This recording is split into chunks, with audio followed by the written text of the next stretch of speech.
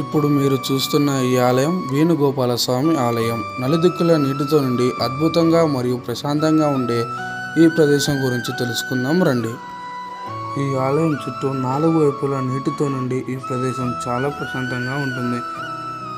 ఇక్కడికి వెళితే చాలు మనసు ప్రశాంతంగా తేలికగా మారుతుంది. ఈ ఆలయం కర్ణాటకలో ఉంది. ఈ ఆలయాన్ని 12వ శతాబ్దంలో హొయసల సామ్రాజ్యానికి చెందిన రాజు నిర్మించారు. ఈ ఆలయం మొదట్లో కానంబాడి గ్రామంలో ఉండేది. ఈ ఆలయం 1972లో కేఆర్ఎస్ ఆనకట్ట నిర్మాణం తర్వాత మునిగిపోయింది. ఏవైనా కరువు కాలంలో నీటి మట్టాలు ఎండిపోయినప్పుడు ఆలయ భాగాలు అప్పుడప్పుడు కనిపిస్తాయి.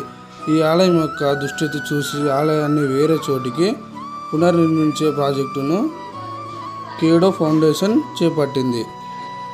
దాదాపు 16,000 రాళ్లను లెక్కించి హోసా కానంబాడి సమీపంలోనే ఎత్తైన ప్రదేశానికి తరలించారు. ఇప్పుడు మనం చూస్తున్న ఆలయం కేడే ఫౌండేషన్ పునర్నిర్మించింది. ఈ ఆలయం కర్ణాటకలోని శిల్పకళ వైవిధ్యంలో ప్రాముఖ్యత పొందింది.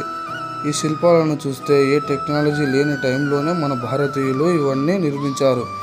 మన భారతీయుల కళా నైపుణ్యం గురించి వివరించాలంటే ఒక్కరోజు సరిపోదు. ఈ ఆలయం కాదు, భారతదేశంలో చాలా ఆలయాలు ఉన్నాయి. ప్రతి ఆలయం గురించి చాలా వివరంగా వివరిస్తా. నేను చేసే ప్రతి వీడియో మీరు చూడాలంటే ఛానల్ని సబ్స్క్రైబ్ చేసి నాకు సపోర్ట్ చేయండి. నాకు మన హిందువులు తప్ప వేరే వాళ్ళు ఎలా సపోర్ట్ చేస్తారో చెప్పండి. దయచేసి సబ్స్క్రైబ్ చేసి నన్ను సపోర్ట్ చేయండి.